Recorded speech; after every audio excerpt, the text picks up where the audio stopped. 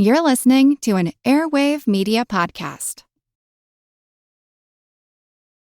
On a hilltop in western Massachusetts, a man in threadbare linen, patched-up cotton trousers, and a crooked corn hat, extends a musket. He's defending, as he sees it, his liberties. And at the end of his weapon's line of fire is his tormentor as he sees it. Yet, if we could reverse now, spin and look around from the other side, we would see not a redcoat, not a British soldier, but a similar-looking Yankee man. He might have the same musket, maybe a nicer, federal one purchased from the French during the Revolutionary War. He may have the same trousers, with a few less patches, perhaps. Two armies on two sides of a standoff on a bitter cold day. Two groups of New Englanders. And a scant 4 years before, they both would have fought side by side in the American Revolution. Now both just as equally feel they are fighting to preserve liberties that were gained in that conflict.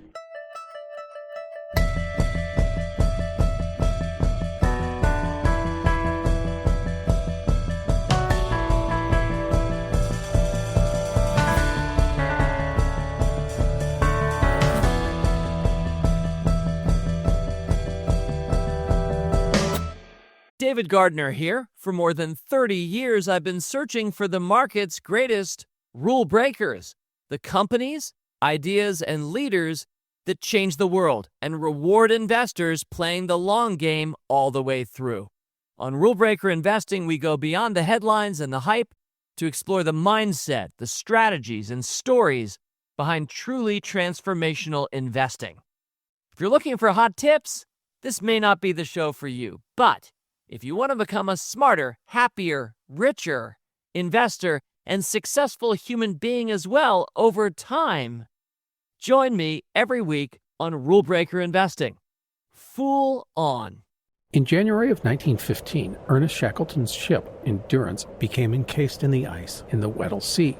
Through determination, grit, and savvy, Shackleton would lead his men through a brutal winter, then over hundreds of miles of Antarctic ice, followed by 800 miles across some of the roughest waters in the world. It is one of the most extraordinary and inspirational journeys in the history of exploration. Find this story and many others at the Explorers Podcast, available wherever you get your podcasts or at explorerspodcast.com. It's a standoff that could very much determine how the Republic goes. And yes, on that hill, in that snow, some of the world we know today may have been etched, though they can't possibly know it. There are shouts, calls for surrender on both sides, calls to let us pass, equal calls to go home, ignored. The tension mounts. A general in blue and buff with a sword orders his men to load. Another general in blue and buff and a sword orders his men to do the same. Cold hands grip muskets tight.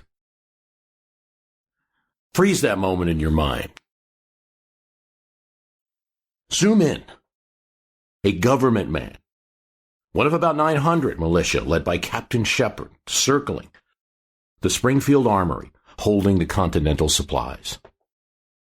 He is from Lincoln, in the east of Massachusetts, right next to Concord. One of those famous Minutemen, the ready response, who responded to defend American rights and protect the arms of the new nation. Now he's responding to a call from the elected governor of the state in that nation to do the same.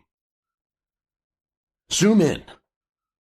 On the other side, on Captain Daniel Shays, farmer from Pelham, in the western part of Massachusetts, also a veteran of the Battle of Concord, as well as Bunker Hill, as well as Ticonderoga and Saratoga.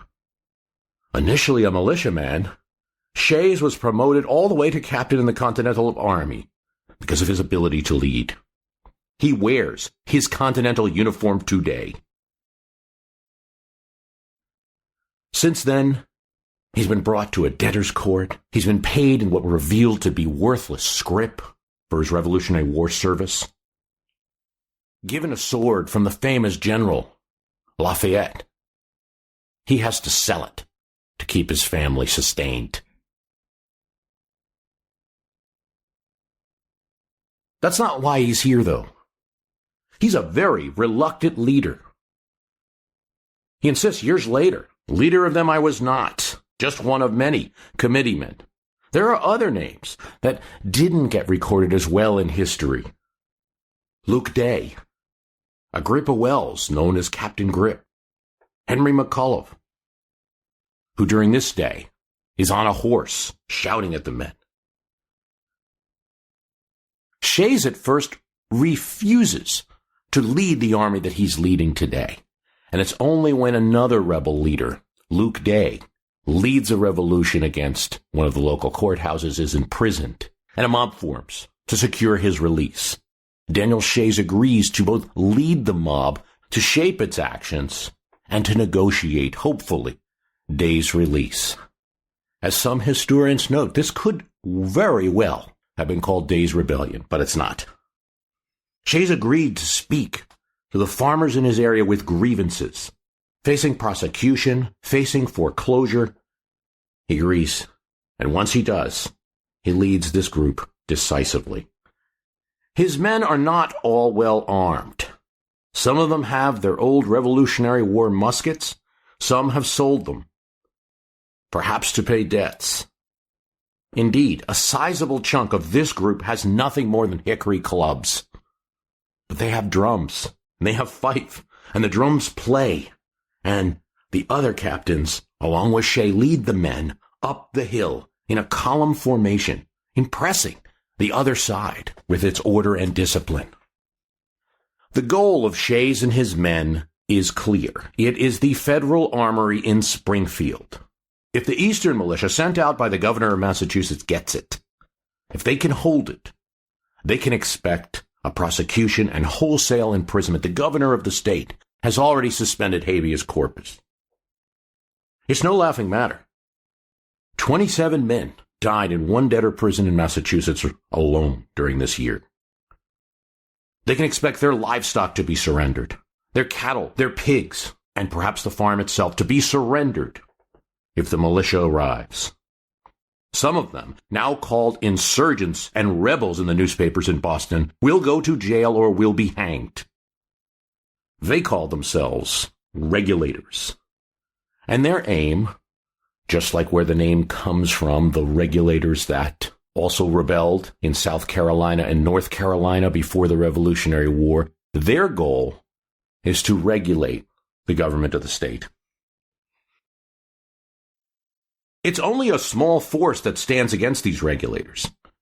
And with resolve, the regulators should be able to take it, or really they figure they'll be able to convince the other groups surrounding the armory to simply leave and let them have it. How do they know this? Because once before, just a month ago, Shays and his men had occupied a courthouse. And Shepard's men, same leader, had showed up to defend that courthouse, but was convinced to leave and let the Shays men have it. They figure the same will happen again. Shay has just sent a note to the other leader, Luke Day, who is north of him. Together, they should have some 3,000 men against probably 900. And with arms, they can make this a real contest. Something else. Springfield has barracks, too. And the men right now are very cold. Yet, Shepard's men, now representing the state of Massachusetts, are just as determined.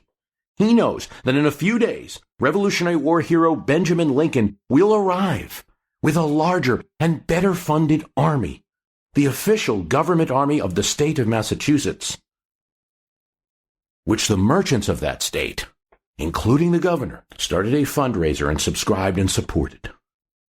He secures the perimeter of the Springfield armory with his men.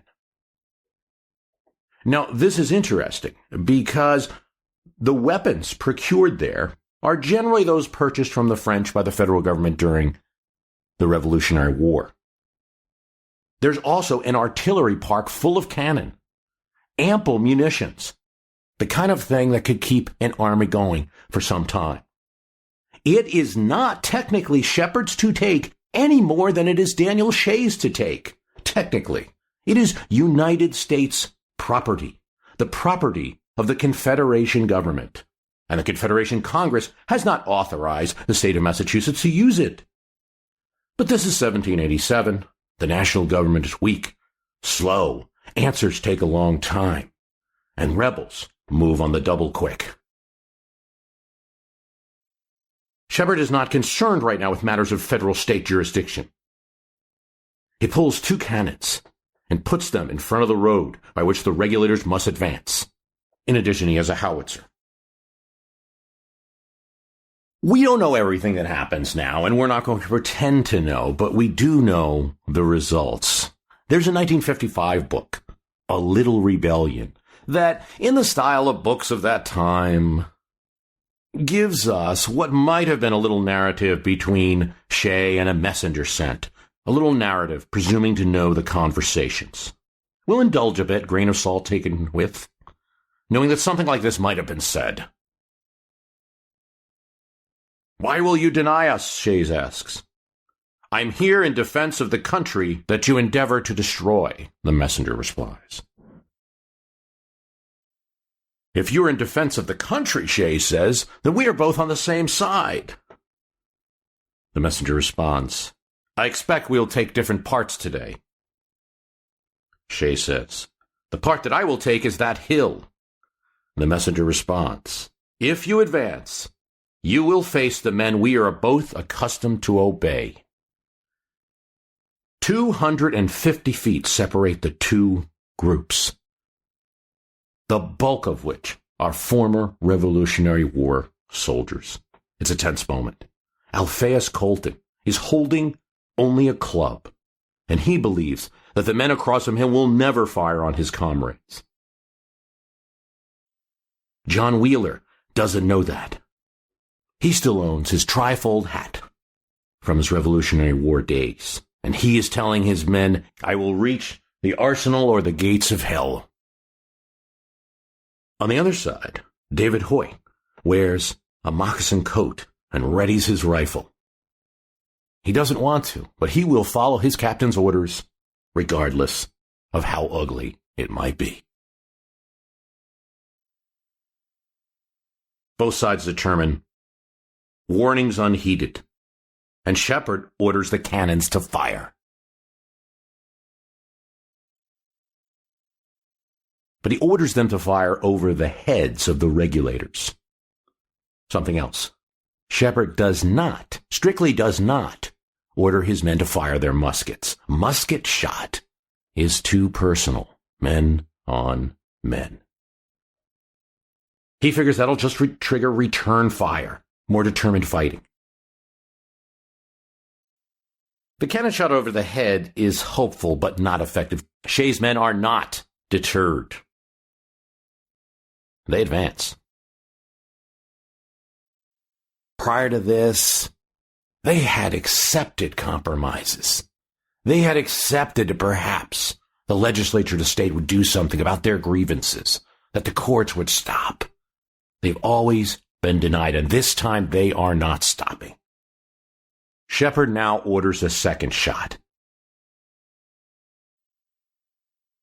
This time at waist level. It hits the body of the men hard. Shot of this time, the intention of a shot is to stop a body of men from moving with ballistic force that can roll through several men. He orders the infantry to fire a howitzer filled with grape shot. The results are immediate. 3 men are killed instantly. Another will die days later. Dozens are wounded. It is a day the likes of which New England has never before seen, says one man at the event. Murder! Murder! The men shout. Murder! There's a third cannon shot and a fourth, and the regulators break. They don't all want to. John Wheeler there is telling his men to regroup. McAuliffe is still on his horse. Shays wears his sword. Each of these committee members, commanders, leading men, captain grips, are trying to get their men to regroup. But it's no use. Adelphus Warren, the man we said was holding a club, realizes how pitiful the situation is, and runs. There is blood on the snowy ground before the army as the regulators retreat. This little firefight in southwestern Massachusetts is in a tiny village and should be of no consequence to the larger world, to the kings and queens of Europe, or even to the other states, yet many are watching this. A French minister is sending reports about the Shayite activity he reads about in the Boston newspapers to his government. British merchants doing trade sum up the farmer rebellion as a credit risk. Another reason to drop the Yankee business. Boston merchants decry the dictator Shays, who wants to start his own country, the newspapers say. Southern farmers watch the events and think about their chances. 4 nearby governors are aware of and watching the rebellion, offering Massachusetts help. Thomas Jefferson, John Adams, diplomats of their country in Europe, trade letters about it. Benjamin Franklin, the president of Pennsylvania, fundraises and builds a reward for Shays, Days, and other men who are leading the rebellion. Sam Adams sees no patriotic motive in the actions of these men. He'll lead the Massachusetts legislature to develop a riot act. More importantly, from his perch in Mount Vernon, George Washington is desperate for dispatches. He tells Daniel Humphreys, former aide, "Please send me any reports that you are getting." Asks Humphrey to build a militia, which might help combat this threat, which he does. He asks Benjamin Lincoln, "Have your people gone mad?" He writes Henry Lee, "I am mortified beyond belief. This is embarrassing." He writes to Henry Knox, "We should by our conduct verify the predictions of our transatlantic foe." More to Knox, "But for God's sakes, what's the cause of these commotions? Is it British trouble or real grievances which admit of redress? If the latter, why are they delayed till the problem became so much agitated?" There is a side story to all this. This is the so-called Shays Rebellion, and that's that Washington certainly is getting reports that Shays and his men are stirred up by the British. And evidence of that has not been documented. But at the time, this is what many thought, and Henry Knox is also providing this information to Washington from his sources in London. The trouble does not start with the British.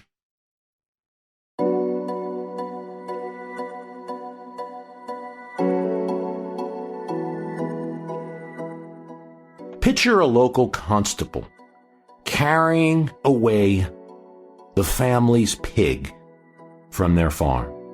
The wife cries, husband pleads, no.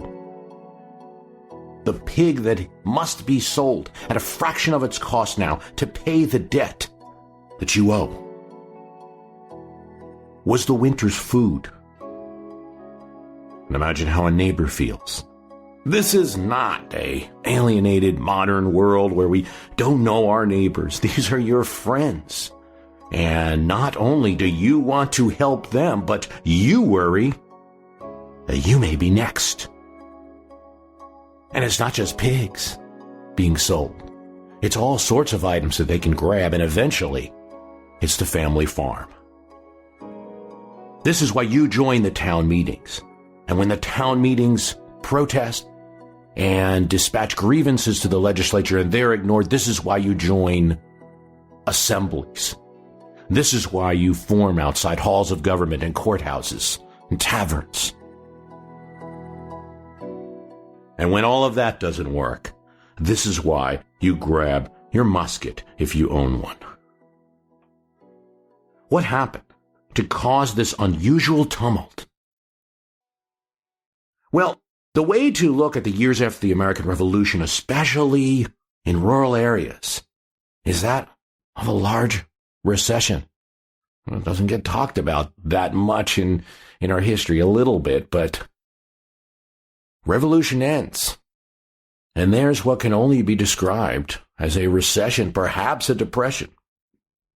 Low prices, combined with a lack of hard money, high debt loads, no economic demand.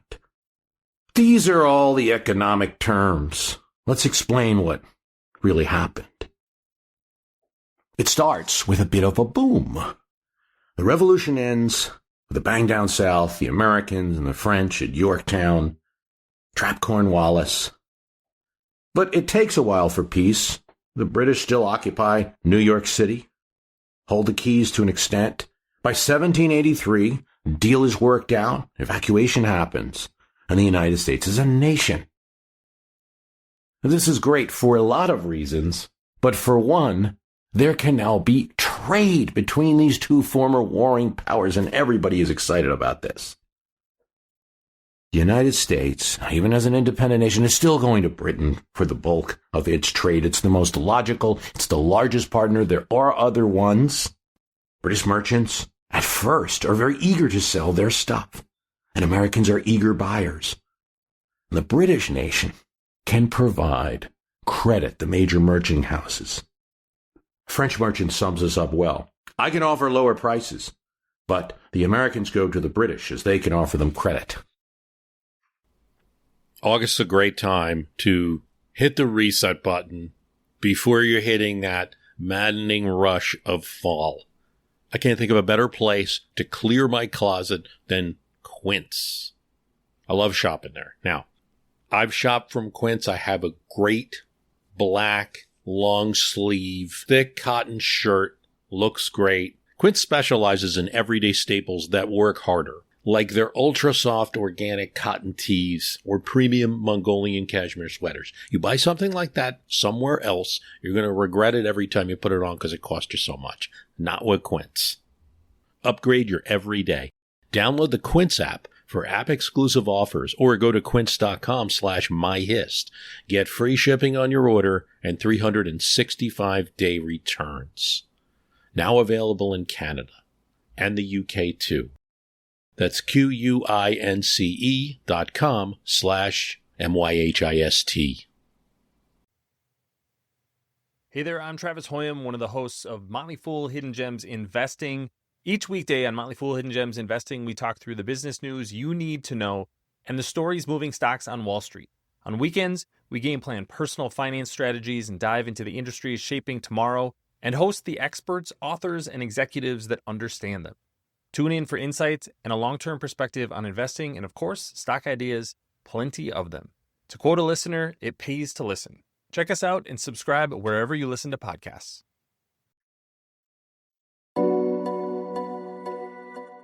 It's a flood of trade, and it seems good. War is over. It's time to build. Americans need nails. They need axes. They need window glass. Women are sewing, and they will buy fabric and thread, shoe buckles, yarn. It's time to farm, so plow ditches are selling. And every New England household needs pickling salt, maybe beef, and, of course, rum. So you might go to a store like John Williams' store in Western Massachusetts, Oliver Dickinson's store, Amherst. And if it's 1783, the great part of it all is that you can get credit from that store. Or you can pay in goods. You can pay in services, your own promise of labor. You can pay in your corn. You can give Dickerson your salted cod. You can give John Williams the grains and get stuff. Some ginseng, a little corn, a promise to do a little work. A yeoman can walk out with a great cloth or a nice pewter porringer. That's not the best quality. You know, that porringer in Great Britain they might laugh at, but here in the States, it's as good as it gets. Yum. Breakfast is better when you have something to hold it in. Commerce. Britain never really opens up all the trade. See, they are very willing to sell goods to the new United States. They cut off American ships going to the British West Indies. Rufus King, dealing with the Court of St. James as the part of the national government, says, "The present exasperated temper in Great Britain irritated Englishmen and required some retaliation." It's true, but also merchants are sort of directing British policy, and maybe directing British policy in a way that favors them long term. They want British vessels making these trips. So they allow imports from Britain as long as they're on British ships. American vessels are allowed to travel to Britain as long as they're carrying raw materials that Britain needs. Lumber's a big one. Cattle as well. Fish.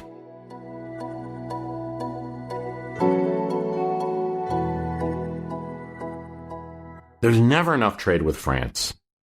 Americans try the Barbary states, Spain, Malaga, Barcelona. It's rife with problems. Now the Yankee shipping has no British protection. They try the Baltic. Everybody likes New England salted cod, and they sell a little, but it's a difficult trip. John Williams, as we said, sells the ginseng he gets from western Massachusetts farmers to China, or tries to. But everybody's figured out that it's a hot market. The Chinese believe in the medicinal properties of that herb, and there's a glut on that market. And plus, the trip is arduous, and he gets half the money he expected. This is killing the American shipbuilding industry. So many businesses, merchants, are starting to get affected by this.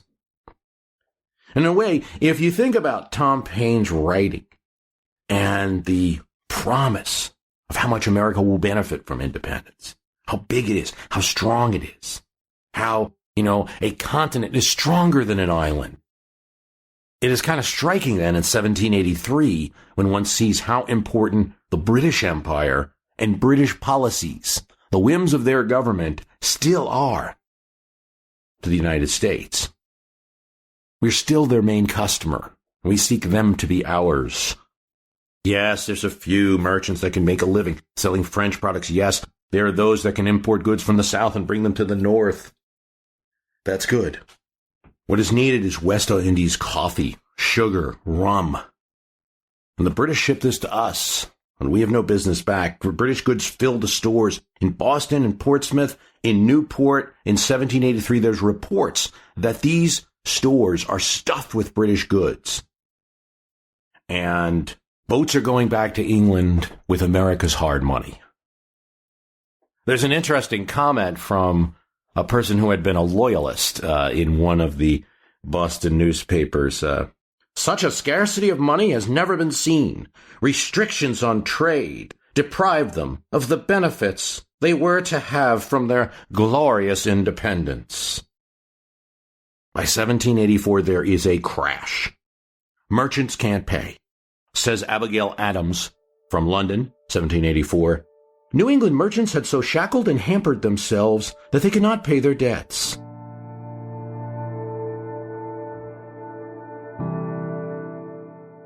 Boston merchants start going out of business. 4 major London retailers will stop doing any business with American customers at all. Those that do will continue to sell, but will require hard money. Pounds, Spanish dollars, gold coin. There's never enough of that really in the state of Massachusetts, but everyone tries to pay their debts as best they can and improve their books. And so from 1784 to 1787, you have a downward financial spiral of debt. British merchants go after American merchants or retailers, wholesalers, you might say. The wholesalers go after their retail customers like Oliver Dickinson's store in Amherst, or John Williams' store, John Worthington's store on the Connecticut River. John Worthington is called the river god because he's got a business that's pretty large and deals with most of the farmers in this area. He and the other store owners are going to try to get their money to pay these debts from the only way they can, the farmer customers, and to collect. When they cannot pay, they avail themselves of the court system. As if all of this wasn't bad enough, the Massachusetts government enacts a tax. They've got Revolutionary War debts to pay.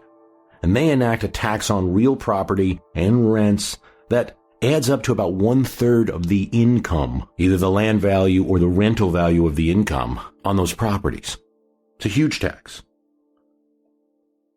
Now, it's not only the merchants, but also the government that will foreclose on non-payers. There are 500 farms in arrears for tax collection, 1786.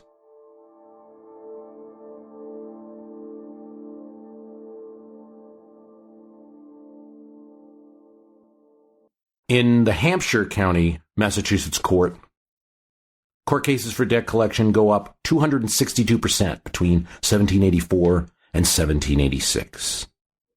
Here's what one farmer writes. The constables are daily seizing our property, both real and personal. Our land, after it is appraised, sold at 1/3 of its price. Our cattle by about 1/2. It's a recession. Oliver Dickinson used to take goods, chickens, a promise to do work for payment at his store. It was 3/4 of his business.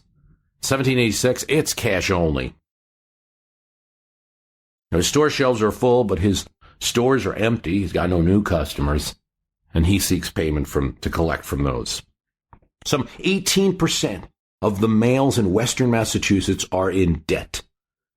Many of them will at this time be jailed until they can pay. Now, it depends on the type of leniency that the area might show.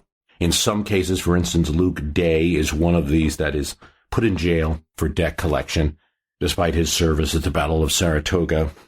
He's allowed to leave during the day, see his family, and then come back, and he actually skips the jail as some did.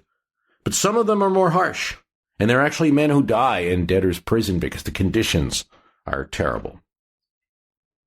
Ethan Allen, the hero of Green Mountain fame, says that he had not a copper to save him from the devil.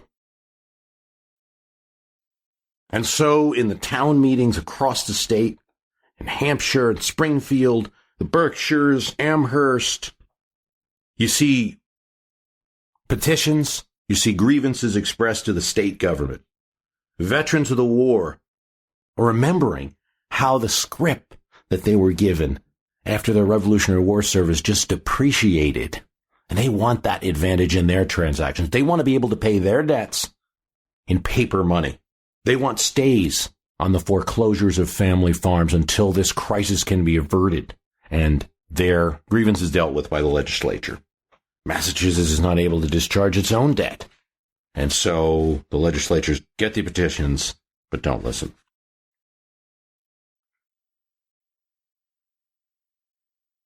And so all of a sudden, in Boston, they start getting reports that in these western courthouses, as court is about to take session, there are men coming, sometimes just with clubs or unarmed, sometimes just kind of standing in the courthouse. There are groups of men stopping the courthouses from taking play. In August 1786, a crowd of 1,500 people keep the Northampton court from operating. In September, there's disruptions in Springfield, Great Barrington, Taunton, Concord, and now there's a little bit of a break in October because, after all, these are farmers and they have to do their harvest, and you can only, in these days, protest so much. While they're harvesting in October, James Bowdoin, the governor of Massachusetts, asked for hard measures. The Massachusetts legislature grants it, with the full support of patriot and former rebel himself, Samuel Adams. Habeas corpus is suspended. A law is passed that any group of more than 12 people who are armed can be arrested. But more than that, sheriffs are empowered to kill rioters on the spot. Something else. Bowdoin calls the militia in central Massachusetts. But nothing happens with the governor's call. There's no available men because the men are participating in the mobs, or they're more interested in their own farming matters and staying neutral. No one's joining the government. He's going to have to go back and form his own militia And this is going to be formed of a lot of people in the city of Boston and in those seaboard towns in Massachusetts. It's going to be formed of some former Revolutionary War soldiers, and it's going to be formed of some apprentices to major merchants and artisans in Boston. You're going to have just a scant few people from towns like Pelham and Amherst and Springfield, local people, very few join. One is Hugh McClellan. He's a former Revolutionary War soldier. He knows everybody, Shays, Day, everybody involved in this rebellion. But he decides to stand with the government, and he's going to play an important role later. Despite the measures being passed in December, there's going to be a crowd. It's going to stop the General Courts of Appeals in Springfield, Massachusetts. An army under William Shepherd is going to go out there and try to protect the courthouse, and they're relatively successful in doing so, but the judges are convinced that for their own personal safety and the safety of the government men, that they should not hear the case. So the militia leaves, allows Daniel Shays and his men to occupy and stop the courthouse. Soon, no courts in the west side of the state are really functioning. Governor Bowdoin, the legislature is just as enthusiastic, led by Sam Adams, calling for arrest without trial anywhere in the state. It's a riot act, and it has a disqualification procedure. Anyone who participates in these acts will be forbidden from voting in the state, nor will they have the opportunity to serve in the public service if they participate in the rebellion. So it is this that brings up the conflict in Springfield and the retreat after that cannon flash. Daniel Shays' army seeks the Springfield Armory in a bit of desperation. After the habeas corpus is announced, there's a fear that everyone's going to be arrested. It's going to be hundreds of arrests. And there's kind of a difference in opinion, and there's people who kind of know the situation on the ground in Western Massachusetts and those who do not. Some of the people in Boston are just, well, there's a small group of people causing trouble. Let's call out the militia and stop it. Abigail Adams, writing from London, says, it's a ring of desperados. Benjamin Lincoln, who's going to be the general that's going to put down a lot of this, responds to the request at one point that if it's about just locking up a few people, they're going to have to lock up half the state. Now, there's more to the story of the encounter and the retreat at the Springfield Armory. The two leaders, Daniel Shays and Luke Day, had communicated. Day wanted to wait 24 hours before attacking, and there's a lot of debate. It's not well known why this was. Everything from he didn't like Shays and there was a rivalry, to he wanted to give more of an ultimatum to Shepherd, maybe to avoid bloodshed, to even that his Presbyterian minister had told him not to rebel. Whatever reason that occurs, this message is brought to a tavern to convey to Shays, and it's captured by Shepherd. So Shays never gets the message that half the force won't be attacking along with him. Shepherd holds, as we know, and so there is this 48-hour period where it's not clear what's going to happen because, okay, they won the first round, but maybe if Days and Shays gets together, they could take the armory again. Shays goes to his hometown. He knows a good defensive position there on hills, and he stays there. It is then when the well-funded army of Benjamin Lincoln arrives. Grabs a few cannon from the Springfield Armory. He once again wants to show flash and break up this motley group of rebels. Scatter them. His troops end up marching through a blizzard. They surprise Shays' men in the camp and capture 100 of them. The army then breaks up. Essentially, it's like you're on your own. Day goes to New Hampshire. He's actually captured. Shays goes to Vermont. The people in Vermont are kind of sympathetic, not really asking questions about who comes and who goes, and Shays stays there. It would be a mistake to think that this rebellion of 1786 and 1787 was just limited to Massachusetts or just limited to some guy, Daniel Shays. We already talked about how many other leaders there were in the group who were also Revolutionary War soldiers. It breaks out all over New England. In Exeter, New Hampshire, 100 men surround the courthouse to shut it down. There's similar protests in Vermont. In Rhode Island, there's a mob forms in front of where the legislature meets, asking for paper money. In Connecticut, there are riots. The New Hampshire rebels are operating very close to and very aware of the Shays rebels. But how each state handles it is a little different. In New Hampshire, the governor, John Sullivan, he tells the rebels, I'll close down the courthouse if you disperse. And they do. They scatter. He then sends the militia after them and arrests the leaders. Rhode Island, and this is something that the other states are going to be angered by, especially Bowdoin and Sullivan, gives in to the farmers and enacts paper money laws. And the Country Party, that represents more of sympathetic interest to these rebels, wins control of the government. Just Rogue Island being Rogue Island as far as the hard money folks in the eastern part of these states in New England are concerned. By February 25th, 1787, Henry Knox is able to relay some good news to George Washington, and he writes back, on the prospect of the happy termination of this insurrection, I sincerely congratulate you. Happily, that good may result from the cloud of evils that threatened not only the hemisphere of Massachusetts, but by spreading its baneful influence, the tranquility of the Union. There's a lot of discussion about what's going on with the rebels, and they still haven't captured all of them. You have Thomas Jefferson saying several times to folks that, a little rebellion is a good thing from time to time. One of the things that Jefferson is going to say is that, look, you have 13 colonies, and it's been, about 9 years since the creation of the nation, and you've had one rebellion. It's not really that much. Don't get so excited. I think some of the Jefferson's philosophy just comes out of who he was. He was a philosophical thinker. Some of it comes from being in Europe during this time, because the Adams has some similar feelings too. John Adams is over in Great Britain as the representative of the Confederal United States to Great Britain. He kind of feels that this all just started because Massachusetts set the taxes too high.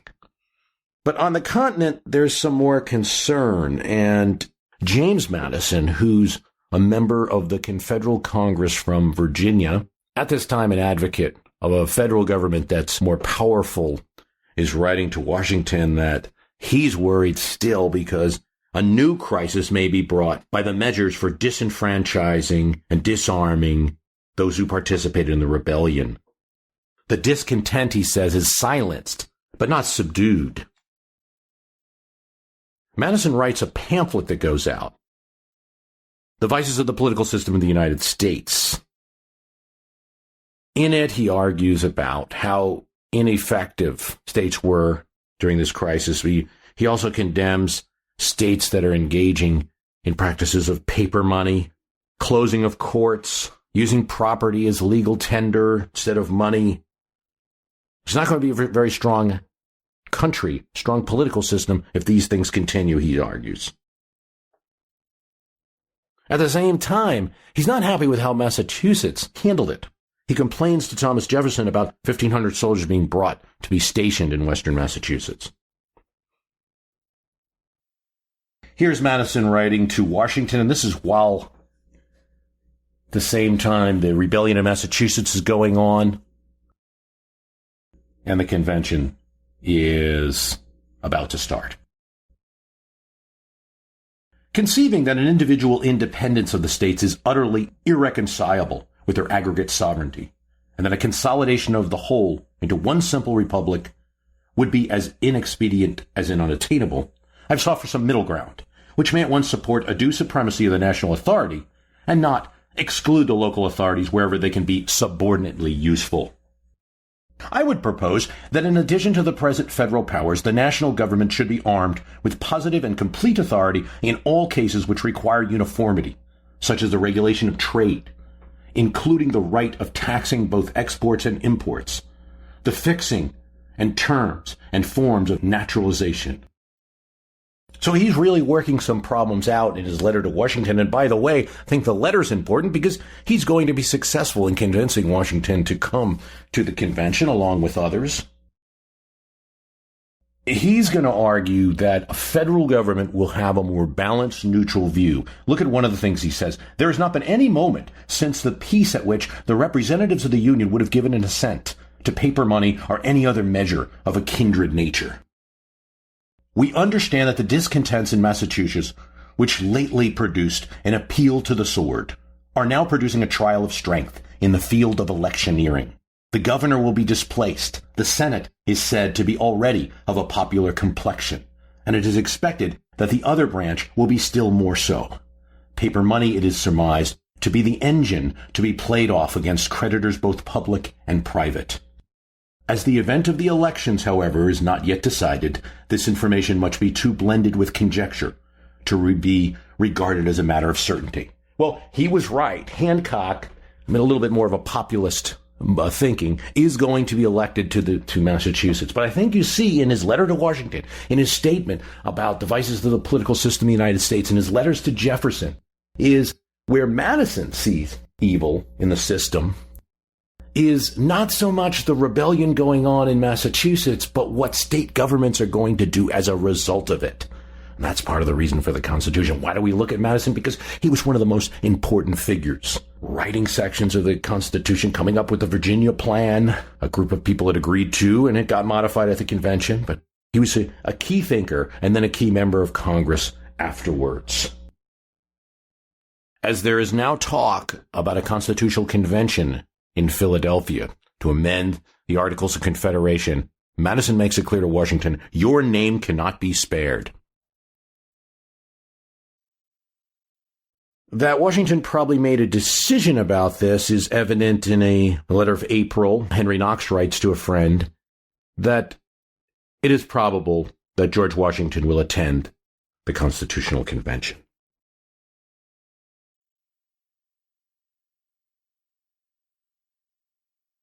June 1787. A small western Massachusetts town. 2 scaffolds are set up, and men are brought to them, captives of the government army that's been assembled by the state of Massachusetts.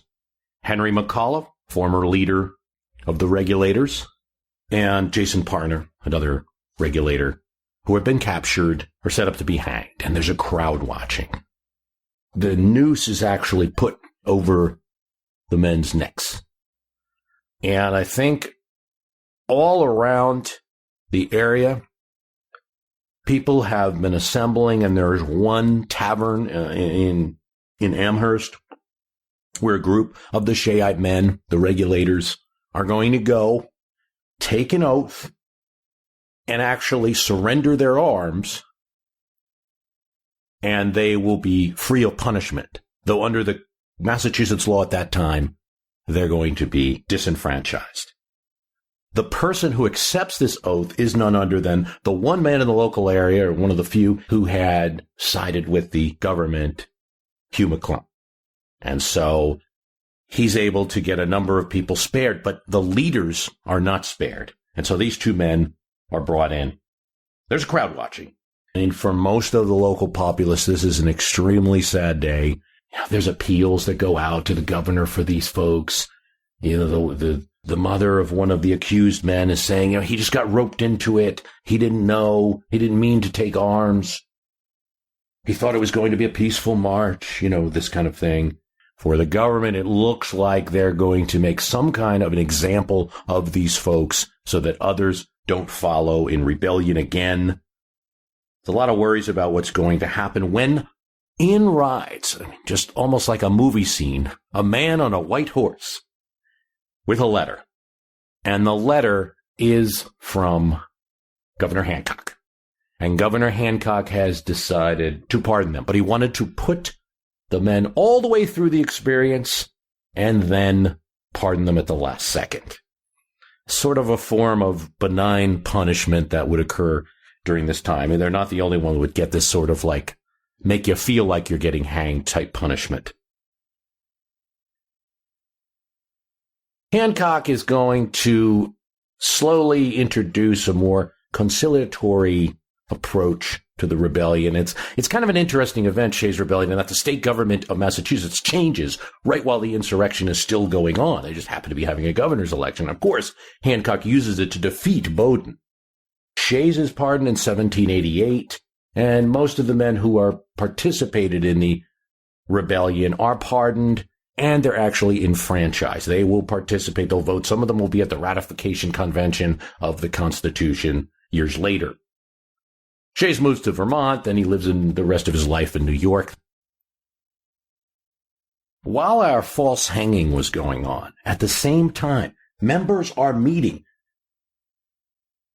in the same building where the Declaration of Independence was worked out and signed, in the Pennsylvania State House in Philadelphia. Members are meeting to create a constitution for the Union. So you have to see Shays as not only bringing on the Constitutional Convention, but actually the insurrection's still going on. It's on the minds of the members as they discuss things. The Constitutional Convention begins in May 1787. Shays is still on the run during the opening speech of this convention. Edmund Randolph mentions the disturbances in Massachusetts as an indication of the need for not just a little revision of the Articles of Confederation, but for an entirely new plan. And he does that in the opening speech of the convention. Oliver Ellsworth, another delegate, mentions that Massachusetts couldn't even keep control of a rebellion 100 miles from capital. Elbridge Gerry says that the leveling spirit had gone too far. Rufus King points out during the convention that look at how fickle states can be.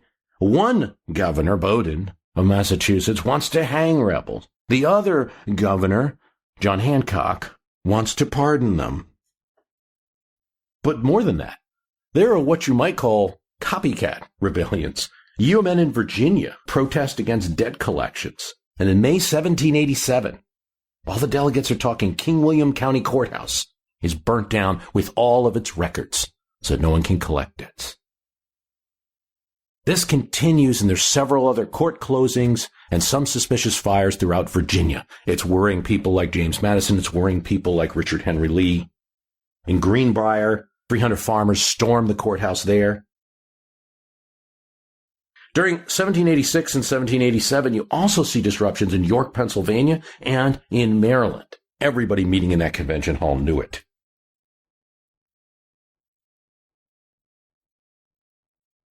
In the document that they create, there is specific language allowing the federal government to quell insurrections, putting the control of the militia in such event in the hands of the commander-in-chief, the President of the United States. But there's also something else. It's a little bit more of a two-way street than people think about sometimes. There's also a guarantee from the federal government that a state will have a Republican government. In other words, the federal government of the United States is promising each citizen of the United States that they will enjoy a Republican government. And if anyone tries to set up anything else, presumably, they'll have a problem not only with the citizens of that state, but with the entire United States. So that's in the Constitution as well. James Madison to Thomas Jefferson. My two last, though written for the last two packets, have unluckily been delayed till this conveyance. Your favor of June 20th has been already acknowledged. The last packet from France brought to me that August the 2nd I have received also by the captain, 3 boxes for WH, BF, and myself. The articles included for Congress have been delivered, and those for the 2 universities and for General Washington have been forwarded, as have the various letters for your friends in Virginia and elsewhere. The parcel of rice referred to in the letter to the delegates of South Carolina has met with some accident. No account whatever can be gathered concerning it. It probably was not shipped from France. You will herewith receive the result of the convention, which concluded its session till the 17th of September. I take the liberty of making some observations on the subject.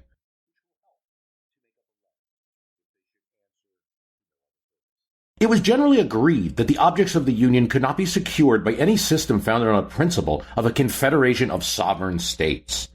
A voluntary observance of the federal law by all the members could never be hoped for, be reduced to practice. Hence was embraced the alternative of a government which, instead of operating on the states, should operate without their intervention on the individuals composing them. The due partition between the general and local governments was perhaps of all the most nice and difficult. A few contended for an entire abolition of states, some for indefinite power of legislation in the Congress, with a negative on the laws of the states, some for such power without a negative, some for a limited power of legislation, the majority finally for a limited power without the negative.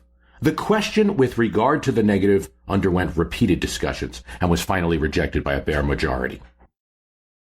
Without such a check in the whole over the parts, our system involves the evil of imperia in imperio.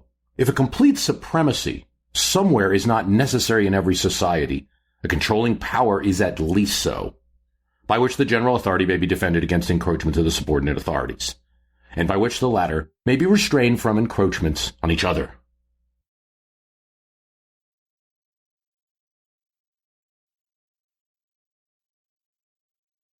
Would there have been a constitution without Shays' rebellion? I think so. I see the nation evolving from the Articles to the Constitution as what was going to be a natural process. You have trade problems with Britain. You have the inability of foreign nations to say, hey, you're a bunch of states and you don't agree on everything. How can we deal with you? You have issues of who's going to develop that Western land. There's competition with other countries, competition with each other. Spain, who had declared war on Britain during the American Revolutionary War and supported us, now is blocking trade on the Mississippi. You have problems with interstate trade. There's a Potomac Conference actually held in Washington's house in Mount Vernon to try to settle navigation of the Potomac River between Virginia and Maryland. And they can't really come to an agreement. The recommendation of that conference is that we need a national system. Then there's a meeting in Annapolis in fall '86. Not all the states show up. There's delegates from 4 or 5 states, but it's indecisive, but it's indicative of the momentum. So I do think that there would have been some kind of movement towards a better system just on trade and commerce issues alone, absent the Shays Rebellion. But the Shays Rebellion added a bit of emotional vigor to some of these efforts.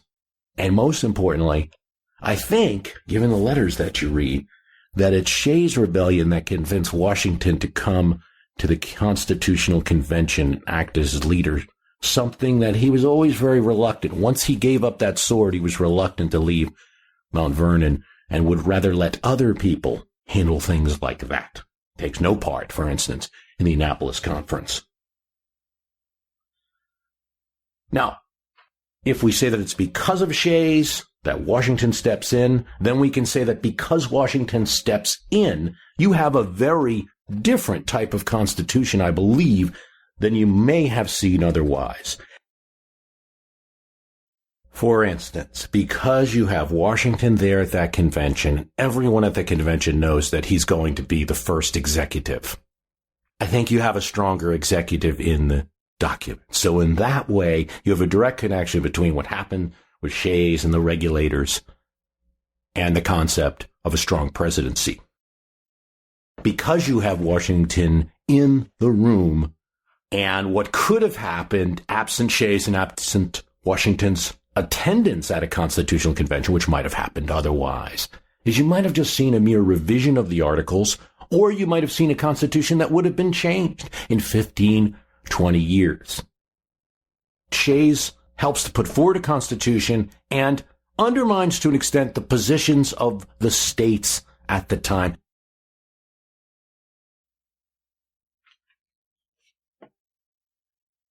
There are 2 statues in Petersham, Massachusetts. One of the statues is built in 1927, and it celebrates the rout of Shays and the men trying to overthrow the republic. And on the bottom it says, obedience to the law is true liberty. But there's a second statue right next to it. And that one was constructed in 1987. And it talks about how Shays' men were surprised and routed by an army financed by the wealthy merchants of Boston. And the bottom of that statue, it says, true liberty and justice may require resistance to law. These two dueling statues reflect the conflict over the legacy of what Shays' Rebellion means and issues that we're still dealing with today. In fact, Shays' Rebellion is rich in its connection to politics of today. I'm going to talk about several different issues that are debated today on which one is reflected in what we might call today a right of rebellion. Do all American citizens have it?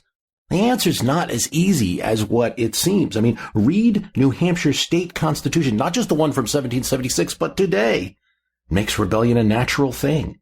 You can resist the government. And now, New Hampshire's constitution is clear. It requires that you could resist the government if it is perverted and the public liberty is manifestly endangered. And that every other means of redress has been pursued. Maryland, the original Constitution of Maryland, requires the same thing. Wherefore the ends of government are perverted, all other means of redress ineffectual, the people may and of right ought to reform the old or establish a new government. But forget New Hampshire and Maryland for a second. Let's just look at the head of all the laws of the United States, the Declaration of Independence. Whenever any form of government becomes destructive of those ends, it is the right of the people to alter or abolish it and institute new government. Whenever any form of government. So, one of those things that back when it was said, they knew very well of what they spoke. There was still a great fear that foreign government or an internal dictator could take over a weak republic system and create a dictatorship. And you hear discussions about this all the time. Well, we have the right of rebellion. Senator Jody Ernst of Iowa. I do believe in a right to defend myself and my family, whether it is from an intruder or whether it's from the government, should they decide my rights are no longer important. Now, there's been a lot of clipping of her quote where some people are ending at the point where it says an intruder or whether it's from the government. And not saying the last part. Should they decide my rights are no longer important. That caused a lot of controversy, but obviously not enough for her to not win the election. This is the way many feel. So I think Shays' Rebellion in and of itself doesn't add a lot to the Second Amendment debate. Actually, all the precedent there is that in Western Massachusetts, there are a number of people who had their own arms. Many of them were former Revolutionary War soldiers who kept their arms. There was ownership of arms, and they kept those arms at home. There was also a large station of arms in the Springfield Armory, and there was a desire on the part of the government to not have access to that go to any group in rebellion. But in terms of individual rights or the Second Amendment, I don't think Shays adds a lot there. It's on the next set of debate that you're seeing, which is one of the justifications for arms to defend yourself from a government, and what type of arms can you own? We'll get into that second part a little bit later. Let's start with the first. If we consider that Shays' Rebellion is a founding event of the Constitution, I think it tells us a lot about how the Constitution should be interpreted.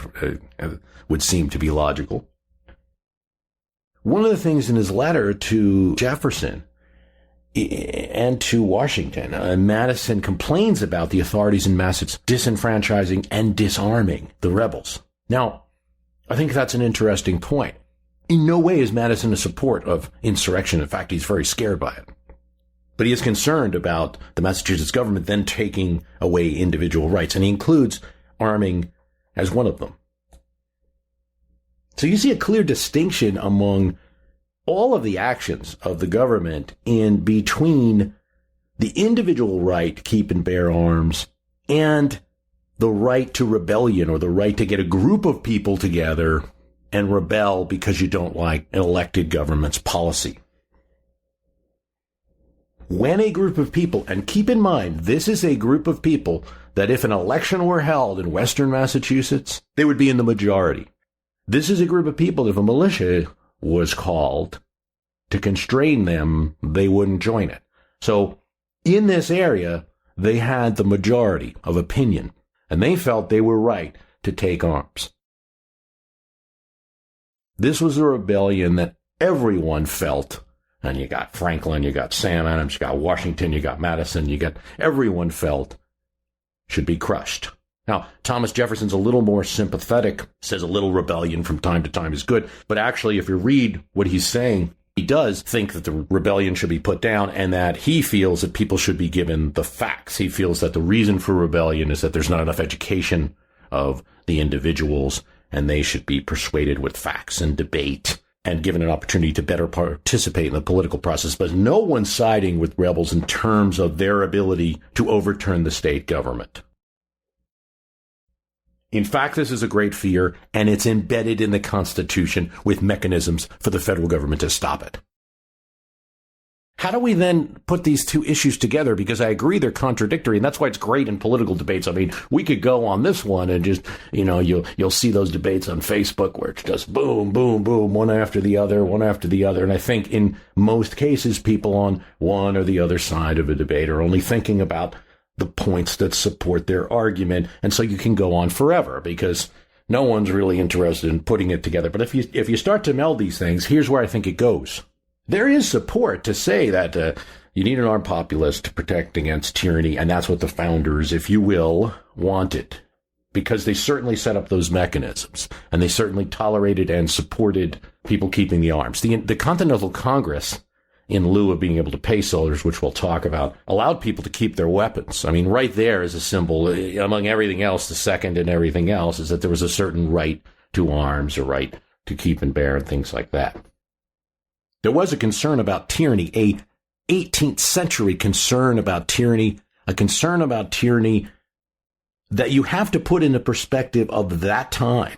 Even when there's a constitution and the nation's being founded, that there could be a French fleet, a British army, a Spanish army coming from the south. And the experiment with democracy was so untried at that point that there could even be an internal threat where someone takes over the mechanism of government and starts a tyranny. And by that, meaning that they end the republican system. There's a real danger of that then. With each year, the danger got less and less. So I think you have to look at a concept like that, like a concept of what tyranny even means, and look at it from a 18th century perspective and think about if it's even relevant to a debate today. Because the misuse of those type of thoughts and those type of concepts that were real in the 18th century that may or may not be real now would be that tyranny is any time there's an opposite political party in government or the government's doing something that I don't like. One of the things that's going to happen after Shays' rebellion and after the new government is formed is that Henry Knox is going to be made the Secretary of War, and he's going to ask Congress, and they agree, to create more armories. So you had that federal armory in Springfield. You also got one in Carlisle, Pennsylvania. You're going to establish one in Harper's Ferry, Virginia. There is one established in Fort Washington, which is now downtown Cincinnati. There's fortifications at Annapolis, all owned by the federal government. He's going to ask that they be strengthened and preserved. So there's an interest from the early federal government from the very beginning of preserving large-scale weaponry and ordnance. Big debate. I don't know if it's a big debate. This is a small debate that even has some very vehement gun rights people arguing among themselves, too, is that can you own anything? Does the second give you the right? Now, the Heller decision, 2008, says that there's not a right to any weapon whatsoever, any time. Can you own a tank? Can you own a bazooka? Can you own a rocket launcher? The argument on the other side is, well, you can own anything that the army might have because you have to be ready as an armed populace to one day face the army in case there was tyranny. But I think Shays' rebellion is illuminating in that respect, in that there was an attempt to take a federal armory and the government responded. And in that armory, there was an artillery park. As I've said, history might be very different. We might have at minimum 2 states of Massachusetts and maybe 2 different countries in that area if Shays was able to obtain ordnance weapons. As you saw in the Springfield Armory battle, that was decisive. There wasn't a musket shot fired. So ordnance in those days could decide battles. One of the most important things for when the British Army occupied Boston during the Revolution is that we were able to bring siege guns overlooking Boston when the British were forced to leave. So a lot of those battles at that time revolved around who could get cannon and who couldn't. So you see a big debate now about what type of weapon somebody can own. Can you own a tank? And by the way, there's many states where you can. In most cases, you're supposed to remove the armament on it. What kind of weapons can you own? The point you'll hear is that, well, people owned private cannon in those days. And I'm not disagreeing with that point. I do think a lot of the ownership of private cannon was in a couple of ways. To then donate to a militia use, usually the private person raised funds. It was the only way the army could raise funds in the Revolutionary War days in some cases. Private people raised funds for the benefit of the association, the Continental Congress. They then donated their efforts, donated their time, donated their equipment to the militia purpose or to the Continental Army. And Alexander Hamilton is one who drills with a private artillery company in New York prior to the Revolution. Another group that might have owned some kind of large ordnance was those who owned ships, those who engaged in privateering. However, I think that has to be seen that the use of those cannons was limited to shipboard use.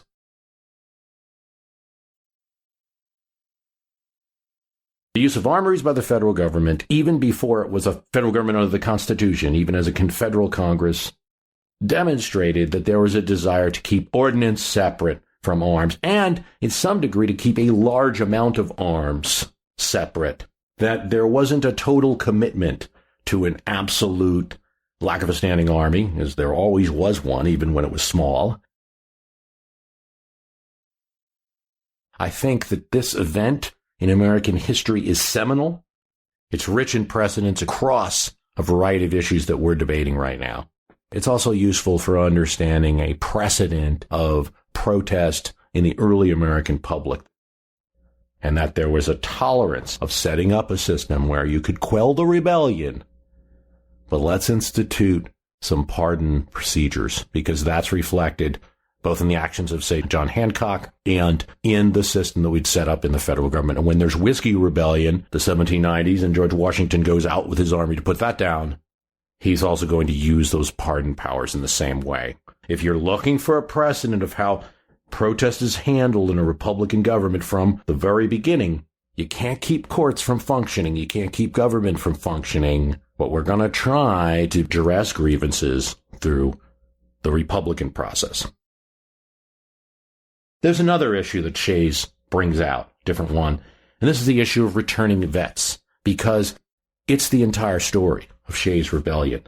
Daniel Shays, Henry McCullough, Luke Day, all of them were heroes of the nation.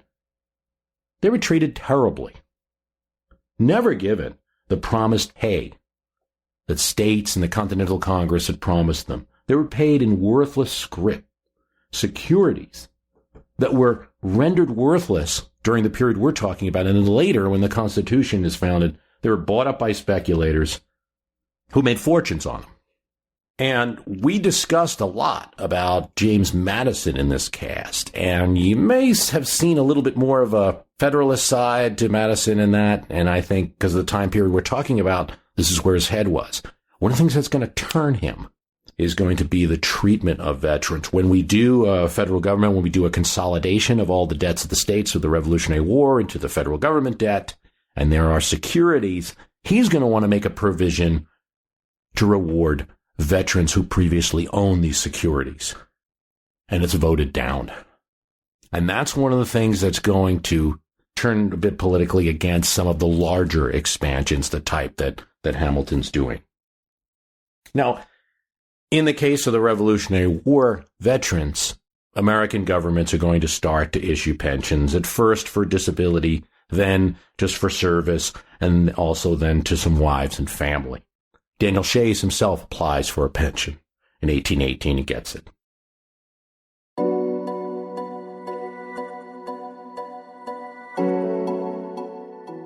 It's a reminder now, as we have many returning vets, that we don't have always a great history of treating them well, and as a nation we can do better.